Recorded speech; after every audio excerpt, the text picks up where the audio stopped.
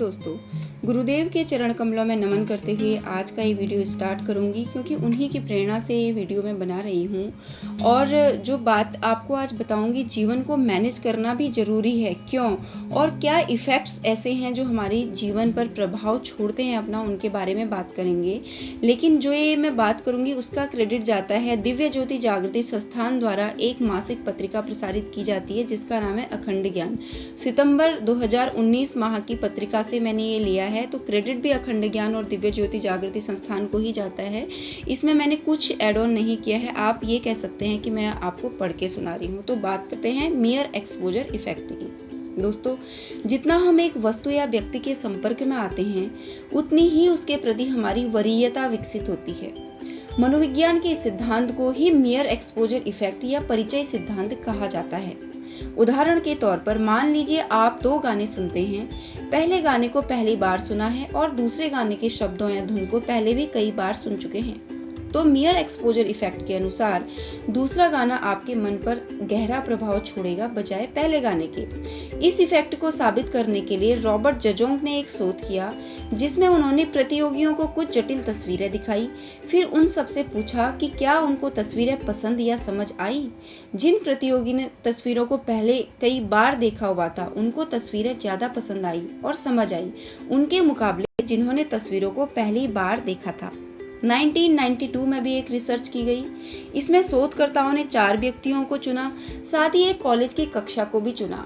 पहले व्यक्ति को उस कक्षा में एक बार भी नहीं भेजा गया, वहीं दूसरे व्यक्ति को 5 बार, तीसरे को 10 बार और चौथे व्यक्ति को 15 बार उस कक्षा को अटेंड करने के लिए भेजा गया। पर ये तीनों व्यक्ति केवल कक्षा में जाते थे और लेक्चर के बाद वापस आ जाते थे।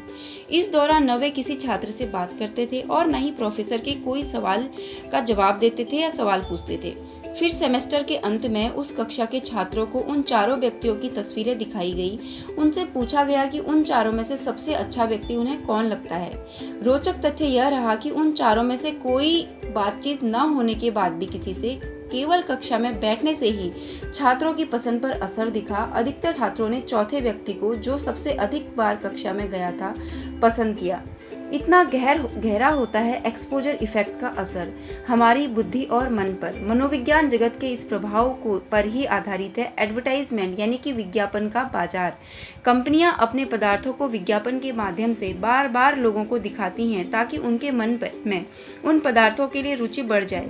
चलिए अब सिद्धांत को जीवन के गूढ़ पक्ष पर भी लगाते हैं। यदि आज के इंसान को संसार और आध्यात्म में से किसी एक का चयन करने को कहा जाए तो वह किसे चुनेगा? सर्वे बताते हैं कि अधिकतर ने संसार का चयन किया। क्यों? अध्यात्म को प्राथमिकता न मिलने का क्या कारण है? क्या अध्यात्म में कुछ कमी है या अध्यात्म महत्वपूर्ण नहीं है? अध्यात्म को प्राथमिकता न मिलने का कारण है कि हमें उसके संपर्क में आने का मौका ही नहीं मिलता। हमारा अध्यात्म के प्रति एक्सपोजर यानी कि संपर्क ना के बराबर है।